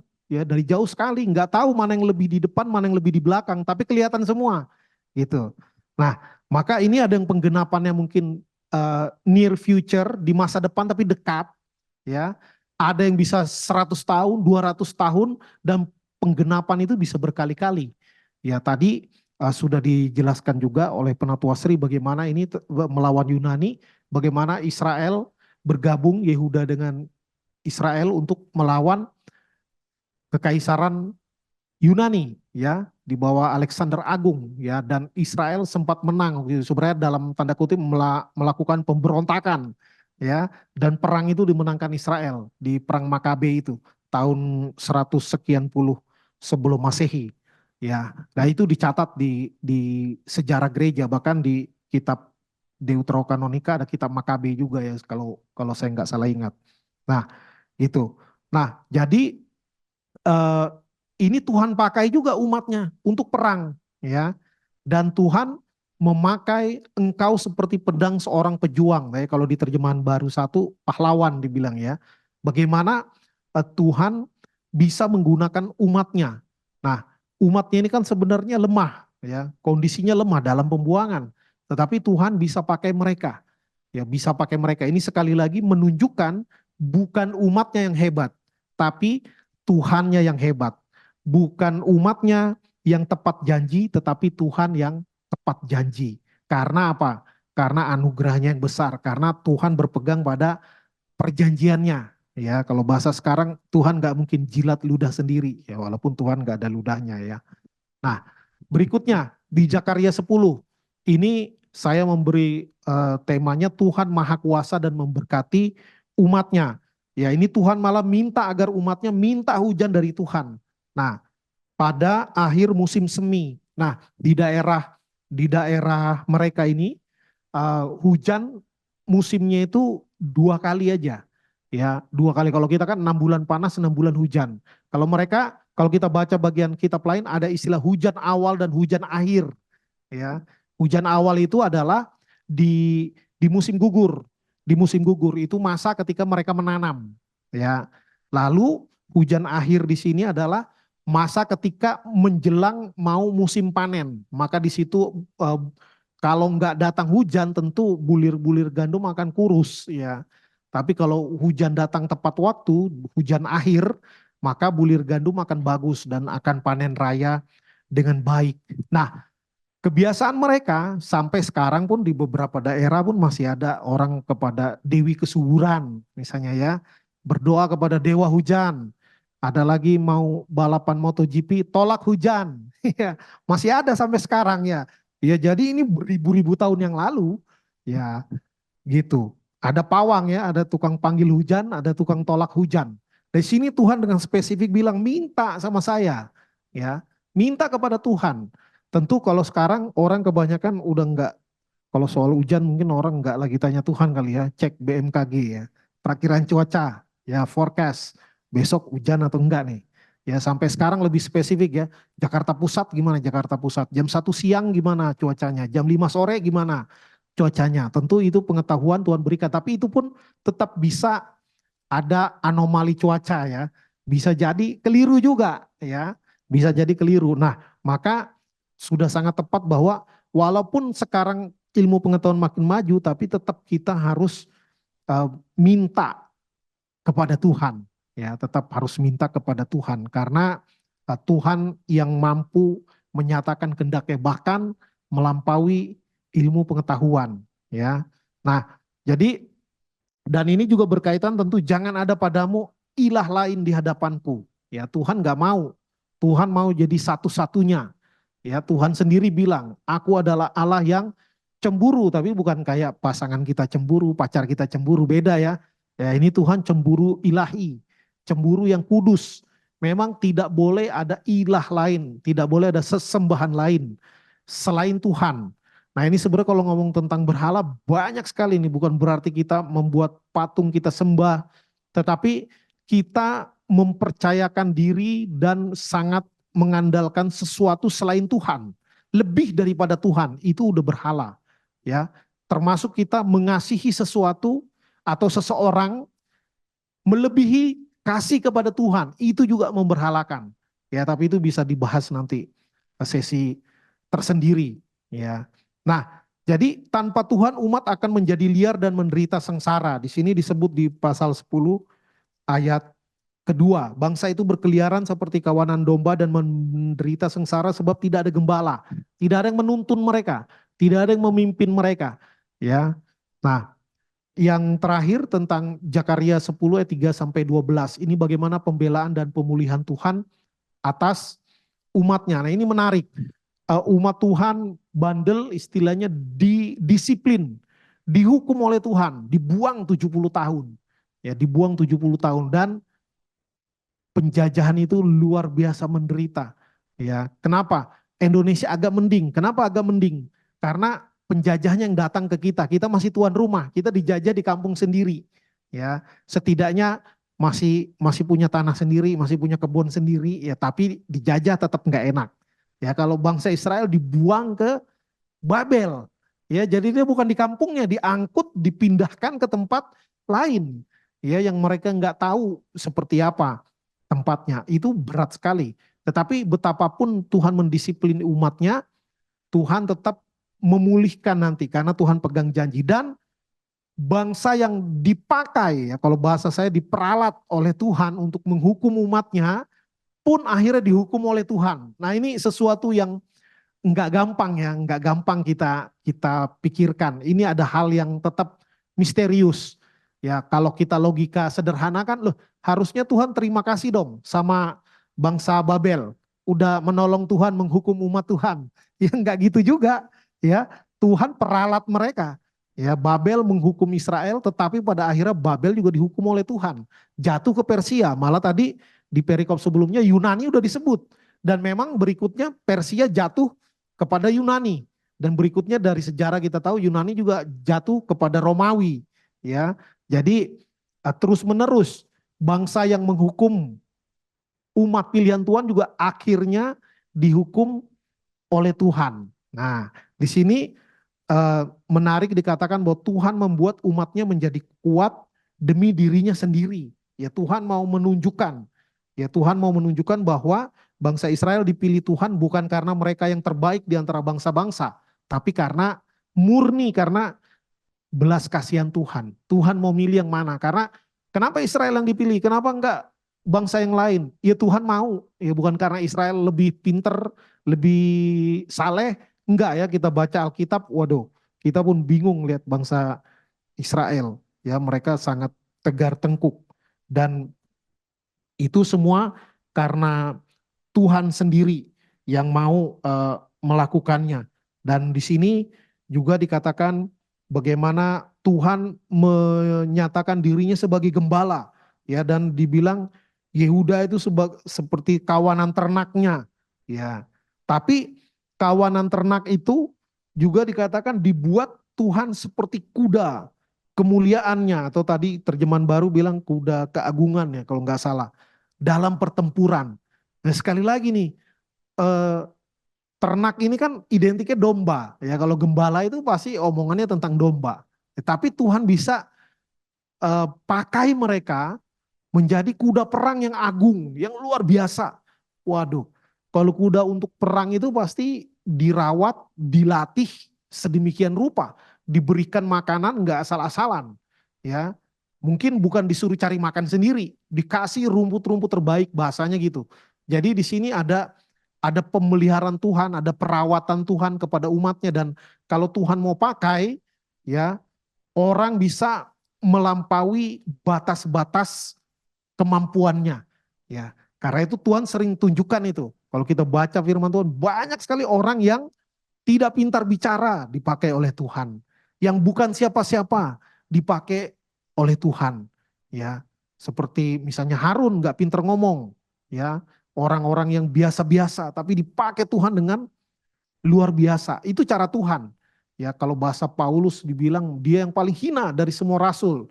Tapi Tuhan, kalau Tuhan mau pakai, bisa melampaui, bahkan melampaui ekspektasi orang itu sendiri. Bisa, ya, tapi tergantung Tuhannya. Ya, tergantung Tuhan. Tuhan mau pakai jadi kuda perang atau enggak. Ya, dan konteks ini Israel akan dipakai menjadi kuda perang. Dan bagaimana Tuhan mengasihi Israel dan Yehuda. Di sini dijelaskan ya ayat 6, ayat 7 di pasal 10 nih pakai bahasa Efraim. Efraim itu Israel. Padahal ini Israel udah pecah, utara dan selatan. Ya, waktu itu udah pecah kondisinya. Ya, lalu yang Israel utara disebut Israel atau Efraim. Efraim ini suku terbesar di Israel utara. Atau ibu kotanya Samaria. Kalau Yehuda, Israel selatan, biasanya disebut dengan Yehuda. Ya, dan ini Tuhan menyebut Israel, Efraim, Yehuda, keturunan Yusuf. Ya, Efraim ini termasuk dari itu juga. Nah, tapi di sini jelas Tuhan memanggil mereka semua yang terserak-serak. Ya, yang terserak-serak akhirnya Tuhan akan panggil, ya, janji pemulihan kepada umat Tuhan. Dan ini tentu waktu itu terjadi. Dan di masa yang akan datang yang agak jauh juga terjadi lagi. Ya termasuk akhirnya menyinggung tadi pertanyaan dari Pak siapa ya? Pak Yandoko ya. Ya, jadi ini tadi udah juga tadi disebutkan ya, Tuhan tetap mengasihi umat walaupun disiplin tetap diterapkan. Ya, lalu Tuhan berdaulat atas masa lalu, masa kini dan masa depan. Nah, uniknya di nubuatan ini bisa penggenapannya berulang-ulang. Ya, makanya di dalam teologi itu bahasannya selalu ada dibilangnya tipologi atau gambaran samar-samar. Itu udah digenapi nggak? Udah, tapi belum semuanya. Ya kegenapannya nanti di akhir zaman. Ya makanya di pasal 9 itu kan jelas dibilang nubuat tentang kedatangan Mesias. Ya tentu ini berkaitan dengan nubuatan mesianis, batu penjuru, patok kemah, ya itu. Itu semua juga ada kaitannya dengan bangsa Israel, tetapi ada kaitannya juga dengan Mesias. Ada kaitannya juga nanti dengan akhir zaman. Ya karena kalau kita baca di pasal 10 yang misalnya di pasal 10 ayat 10 dibilang nih nanti Mesir, Asyur akan disingkirkan, ini musuh-musuh umat Tuhan. Lalu ini musuh paling tua ini kan Mesir dan Asyur. Lalu Tuhan akan membawa mereka ke tanah Gilead dan Libanon. Ya Gilead ini padang rumput yang sangat subur, ya di mana Tuhan akan memelihara umatnya dengan gemah ripah loh jinawi dibilanglah dengan kemakmuran, ya bukan teologi kemakmuran. Nah Libanon ini tempat yang sangat subur dan bahkan kalau kita baca kitab Yosua pasal 1 ini termasuk dari tanah perjanjian Libanon ini, ya tanah perjanjian yang dijanjikan oleh Tuhan, ya mulai dari Libanon sampai ke Efrat dikatakan. Nah ini juga menggambarkan nanti tanah perjanjian Tuhan, ya Yerusalem baru. Jadi di masa lalu udah digenapi, nanti di akhir zaman digenapi lagi yang puncaknya, yang paripurnanya. Nah, kepada pertanyaan-pertanyaan tadi. Ini kan yang Pak David, Penatua David tadi bilang, ada kesan kalau hidup mau diberkati harus taat kepada Tuhan. Ya. Tapi ada kasus di kehidupan Ayub yang saleh, hidupnya banyak kesusahan. Ya. Kalau dirumuskan, taat sama dengan berkat, tidak taat sama dengan kutuk, kira-kira gitulah ya. Nah, apakah bisa kita pegang ini? Saya bilang ini rumusan yang sederhana, ya, tetapi Tuhan melampaui rumus. Nah, nggak mungkin kita bilang nggak taat belum tentu berkat kok, ya. Nanti orang jadi kalau gitu ngapain taat, gitu kan? Jadi secara rumusan sederhana, ya, yang belum melampaui akal lah, yang sederhana, taat itu kecenderungan dapat berkat itu jauh lebih besar, ya, jauh lebih besar, walaupun tidak pasti, ya, tidak pasti karena ada intervensi Tuhan, ada kedaulatan Tuhan. Ya, jadi tergantung kedaulatan Tuhan. Misalnya kasus Ayub, udah baik-baik dia, ini kan gara-gara iblis, ya. Iblis bilang, wah terang aja dia taat saleh, orang diberkati, dia paling kaya di situ, coba diambil hartanya. Ya, gitu kan. Nah, maka tetap kita sebaiknya kita pegang, walaupun kita harus tetap memberi ruang kepada intervensi Tuhan. Ya, misalnya, akan jadi kepala tidak akan jadi ekor misalnya, ya, kita sungguh-sungguh. Ya, sebenarnya banyak bahasa-bahasa lain, istilah lain yang mirip-mirip ini. Misalnya proses tidak akan mengkhianati hasil. Padahal belum tentu loh, bisa jadi yang curang yang menang. Ya, tapi kan tetap istilahnya proses tidak akan mengkhianati hasil, yang ideal-ideal lah. Sama juga ini, taat sama dengan berkat. Ya, idealnya begitu, tapi nggak selalu begitu. Selalu ada cara Tuhan. Mungkin sebelum dapat berkat dibikin susah dulu, tapi nanti berkatnya berlipat kali ganda. Kasus Ayub pun akhirnya dipulihkan 2 kali lipat. Ya, hartanya, anaknya 2 kali lipat. Dapat istrinya yang nggak 2 kali lipat ya. Bahaya nanti. Nah, lalu tidak taat sama dengan kutuk. Ada kesan juga zaman sekarang ini kayak Tuhan mendelay hukumannya. Dulu Ananias Sapira ya bohong sekali, ditempeleng Roh Kudus selesai langsung hidupnya. Ya, Herodes dimakan cacing langsung. Ya, kalau sekarang kok kayaknya orang jahat menang ya daripada orang baik.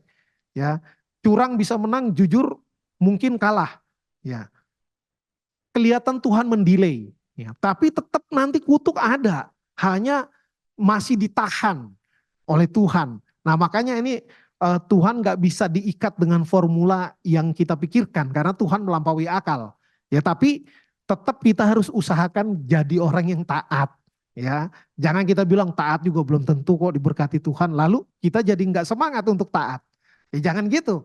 Tetap Tuhan selalu bilang upahmu besar di surga, ya. Bahwa Tuhan itu memperhitungkan, bukan berarti kita jadi masuk surga, bukan. Tapi tentu ya logikanya aja lah kita ke anak. Kalau ada anak kita yang taat, nurut, inisiatif, baik banget, kita seneng nggak belikan sesuatu untuk dia atau memberikan reward untuk dia? Pasti seneng, ya.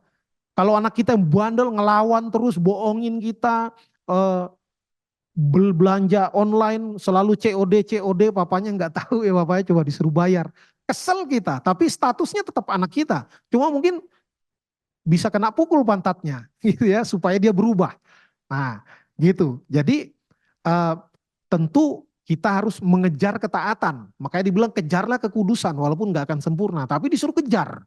Ya, bukan dibilang ya kalau bisa usahakan, kalau enggak juga enggak apa-apa. Ya enggak gitu juga. Ya, Tuhan itu perintahnya keras-keras. Ya, kejarlah kekudusan, tanpa kesucian tidak seorang pun melihat Allah. Dibilang padahal semua orang berdosa. Nah, kan gitu. Jadi tetap kita usahakan kita setaat mungkin kepada Tuhan. Tapi berkatnya itu Tuhan yang punya penilaian, bukan berkat menurut kita. Kadang kita pasang rumus sendiri, kita suruh Tuhan ngikutin rumus kita. Ya, sorry to say, Tuhan rumusnya jauh lebih tinggi daripada kita. Ya, ada banyak yang kita nggak ngerti. Lalu pertanyaan berikutnya tadi, apakah Israel yang disebutkan di bagian ini adalah sama dengan Israel yang ada saat ini? Saya mungkin bilangnya iya dan tidak. Ya, iya dan tidak. Karena Tuhan bilang memang di Wahyu juga akan ada sisa Israel yang diselamatkan oleh Tuhan. Tetapi tolok ukurnya adalah apakah mereka percaya kepada Yesus sebagai Tuhan dan Juru Selamat. Sekarang orang Israel asli yang suku Israel secara DNA, yang Kristen itu di bawah 5%, sedikit sekali. Ya, saya sih nggak pernah ngitung ya, cuman pernah baca gitu ya. Di bawah 5%, ya, malah katanya ya, saya belum pastikan, tapi terakhir saya baca itu banyakkan Muslim daripada Kristen di Israel penduduknya.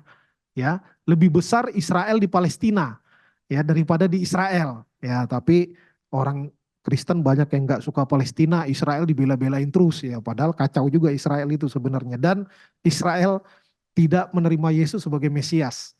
Nah, mereka masih nunggu sampai sekarang yang Israel secara yang agama Yahudi ya.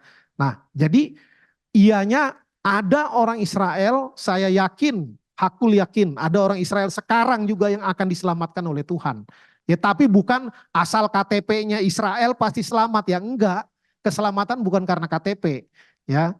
Keselamatan apakah dia percaya Yesus dan menjadi murid Yesus atau tidak, itu dia. Ya, maka jawabannya iya dan tidak ya, ini diplomatis ya jawabannya.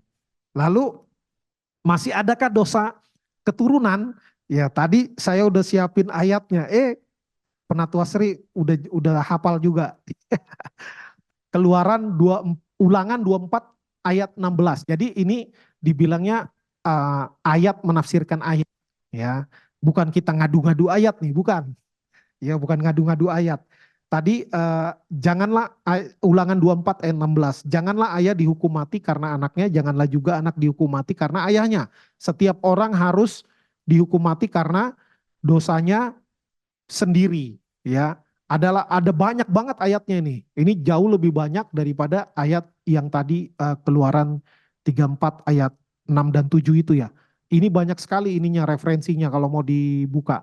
Ini ada 2 Raja-Raja 14 ayat 6 misalnya. Tetapi anak-anak para pembunuh itu tidak dihukum mati olehnya. Seperti yang tertulis dalam kitab Taurat Musa, di mana Tuhan telah memberi perintah, janganlah ayah dihukum mati karena anaknya, janganlah juga anak dihukum mati karena ayahnya.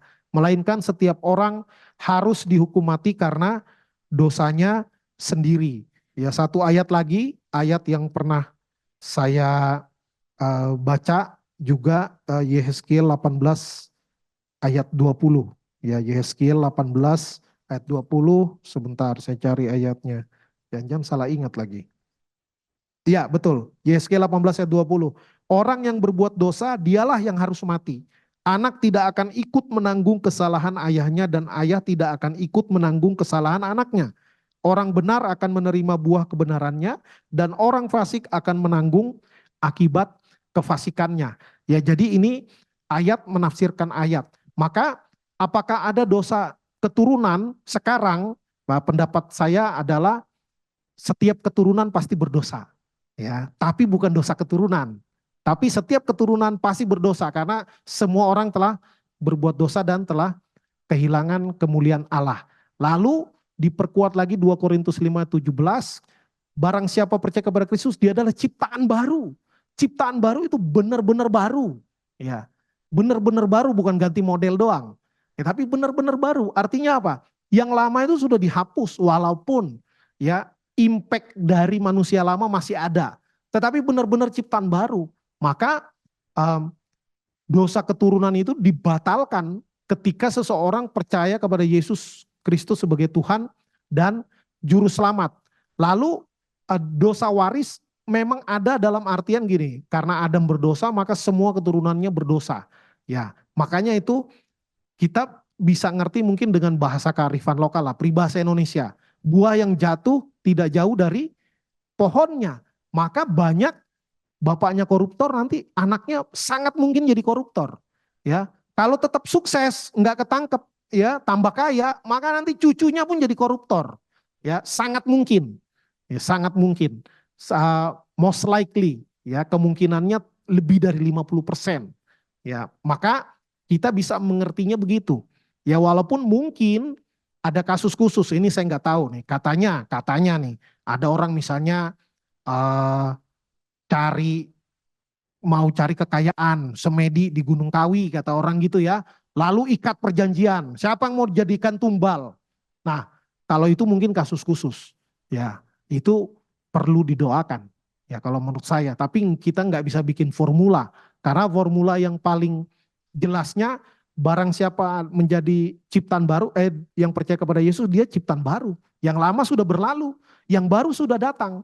Ya, hanya orang misalnya yang ke Gunung Kawi ya kemungkinan belum percaya Yesus sebagai Tuhan dan Juru Selamat. Orang hujan aja disuruh minta ke Tuhan.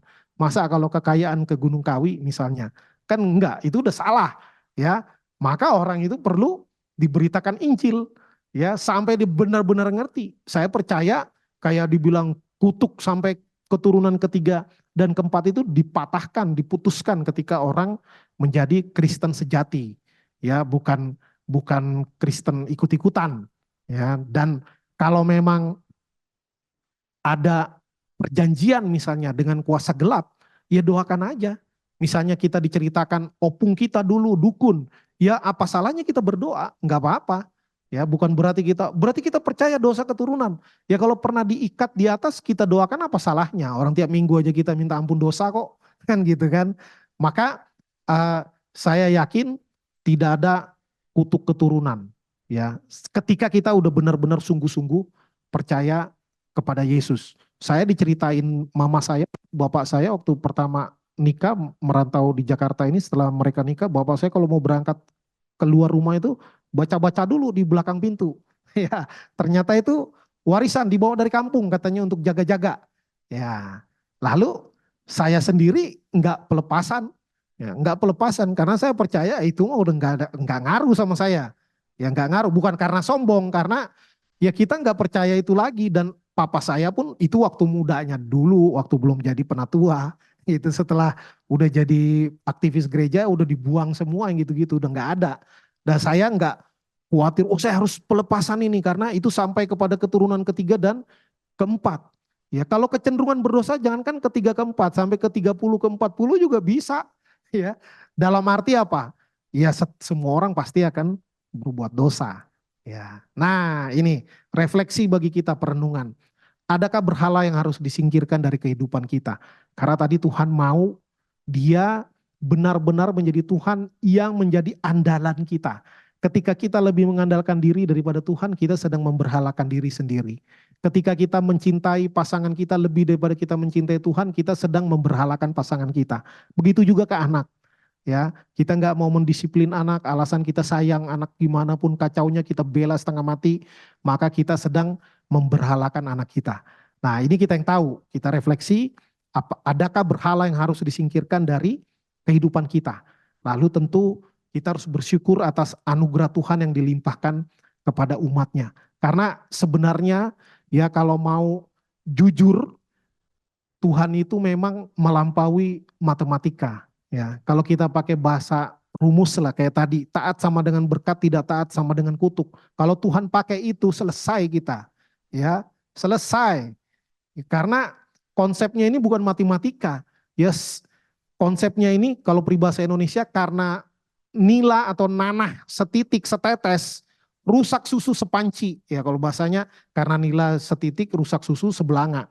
Kalau bahasa lain zaman sekarang karena nanah setetes rusak susu sepanci. Ya, itu kayak gitu. Yang dikit itu merusak yang banyak.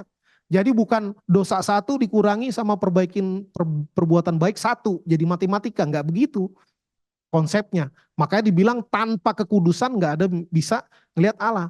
Hendaklah kamu sempurna. Ya, sama seperti Bapamu di sorga adalah sempurna. Karena itu Tuhan itu jauh di atas matematika. Ya, kalau tidak taat kutuk, waduh, kena kita kutuk. Kutuk ini ngeri, kenapa? Dibaca dari depan kutuk, dibaca dari belakang tetap kutuk juga. Makanya mendingan taat aja ya. Taat depan belakang sama, dibaca dari depan taat, dibaca dari belakang taat. Ya, maka dengan perkenanan Tuhan, dengan belas kasihan Tuhan, ya kita masih ada. Ya, dosa kita udah banyak, bukan cuma setitik. Ya, sekontainer kali ada dosa kita ya.